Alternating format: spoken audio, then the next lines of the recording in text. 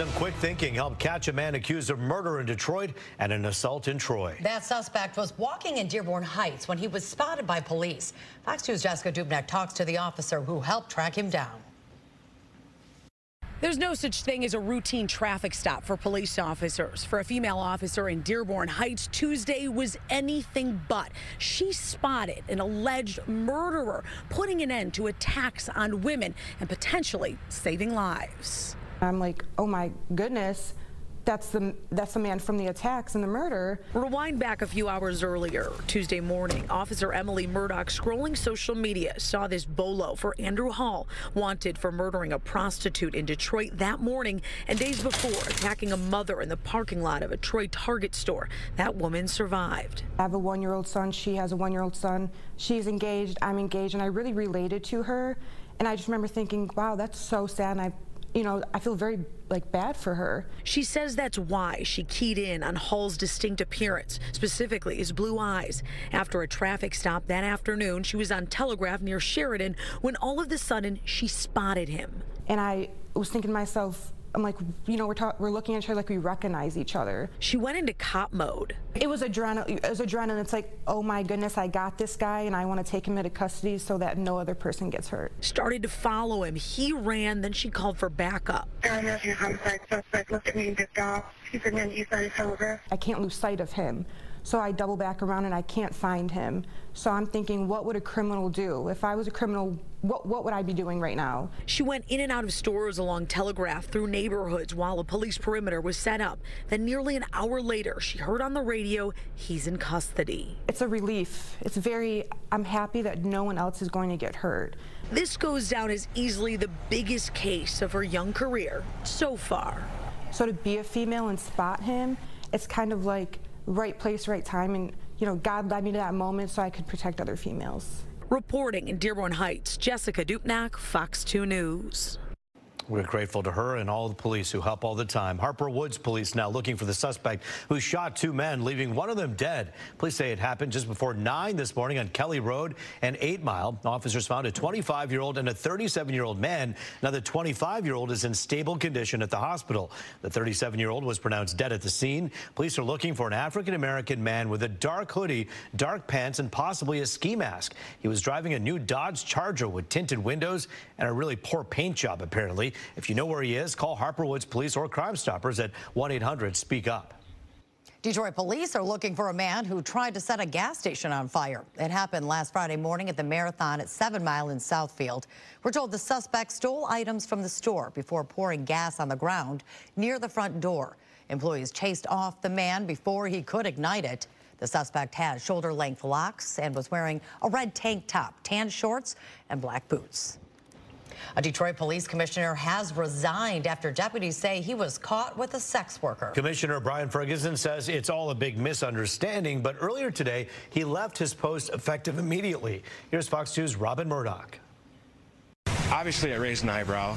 It's not the everyday occurrence that happens. And also raised some red flags. Detroit Police Commissioner Brian Ferguson, who was elected to the board in 2021 to provide oversight for DPD to make sure its officers' conduct is appropriate, now has his own conduct being questioned after he was allegedly found with a prostitute here on the city's west side. Was he caught, in the act, as they say? From my information, when they came upon his vehicle, he was having a sex act conducted on him. Fox 2's Jessica Dubnak spoke with Captain Jason Bates of the Wayne County Sheriff's Office just hours after undercover officers issued Ferguson an indecent and obscene conduct citation for the X-rated encounter near Sorrento and Schoolcraft around 7 o'clock on Wednesday morning.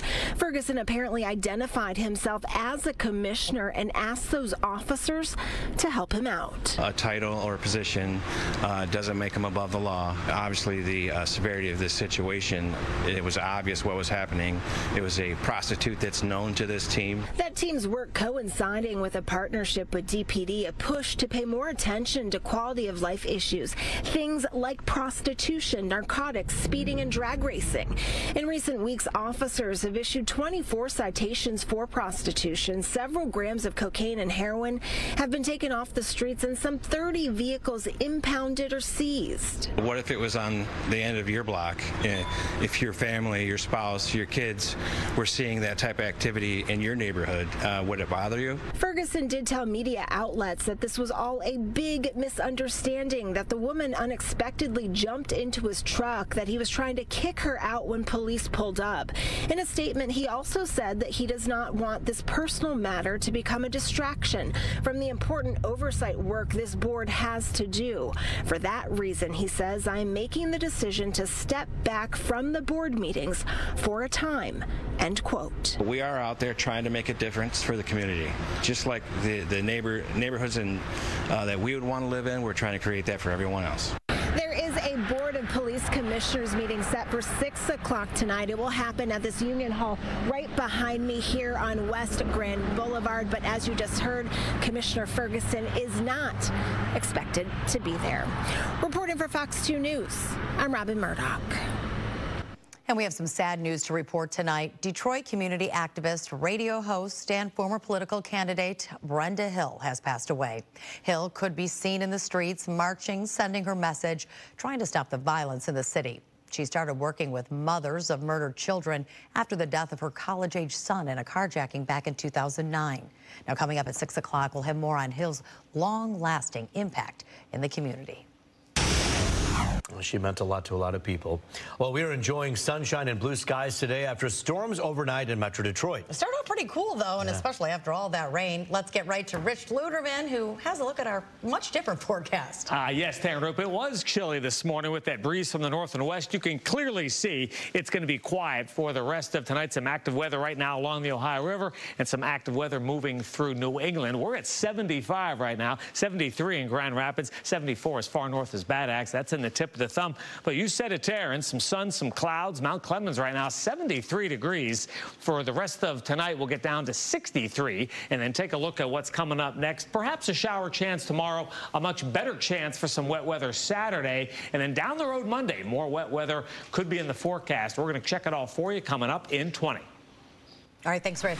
Well, new at 5, a former Birmingham art dealer entering a plea today for allegedly defrauding several of her customers as part of a multi-year scheme. And Taryn, she's actually accused of cheating a total of $1.5 million right from her customers. Let's get right to Fox News' Charlie Langton. He's here now with the details. Charlie, that's a big tab. It's a huge number, $1.5 million of this ripping off former art dealer. Her name is Wendy Beard. She's 58 years old. She was in court today, and she pleaded guilty to 1 count of wire fraud. Maximum penalty there, 20 years in prison. But what she would do was she would have customers, art collectors, consign their art to her, meaning she would sell it, take a commission, and then give them the money. Well, apparently, from March of 2019 to October 2022, Wendy would sell the art, but never gave the customers the money, claiming at one point, well, she had a lung transplant, and at one point she said she was in a coma. Some of the victims were actually in the courtroom today for the plea.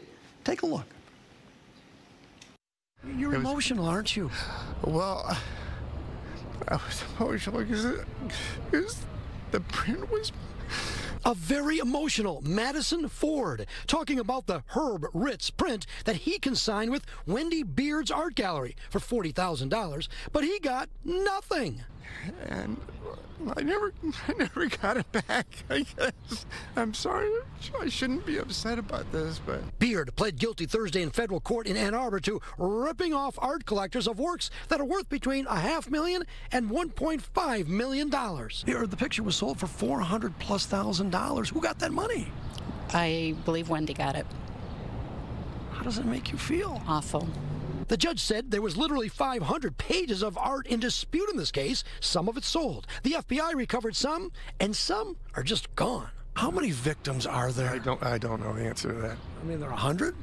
I have no idea, honestly. I mean, I probably have some idea, but I don't have it in the top of my head. The judge said more than 10. Either way, Beard's going to have to pay restitution. However, how much is it? We don't know yet. About how much is it? We don't know. It's going to be, you heard that there's a distinction. They think it's more than $1.5 million, the loss. We think it's 500, no more than 500. Does she have that kind of money, even 500? She doesn't have any money.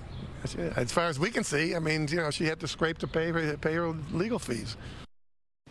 Steve Fishman there, her attorney. All right. He said stay tuned, by the way. All right, so sentencing guidelines in any type of case is always guidelines. Steve Fishman wants his client to go about, he's admitting that the plea, about 3.5 to 4 years, give or take. The feds want between 4 and 5 years, so that's kind of the deal. If the judge doesn't have to go with that, the judge can do whatever the judge wants to do, but probably it'll be within that guideline. Sentencing, by the way, is December the 12th in federal court in Ann Arbor. Very unusual in this case is that the victims actually attended the plea.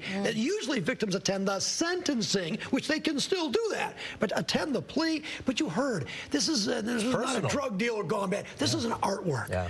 And as Mr. Ford says, you know, the piece was very particular to his wife, who was very ill, and so you can feel the emotion there. So let's see what the judge does. But she knew her clients. I mean, it was a small town sort of an operation.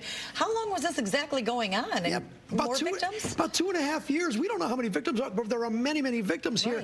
And you're right. This is a family business. Wendy Beard's father was very prominent in the art world, and a lot of these people knew the father, the family. And why she did it, we really don't know. And this makes it feel even more like a violation when it becomes that personal at that level. That's right. Charlie Langton for us. Thank you. Thanks.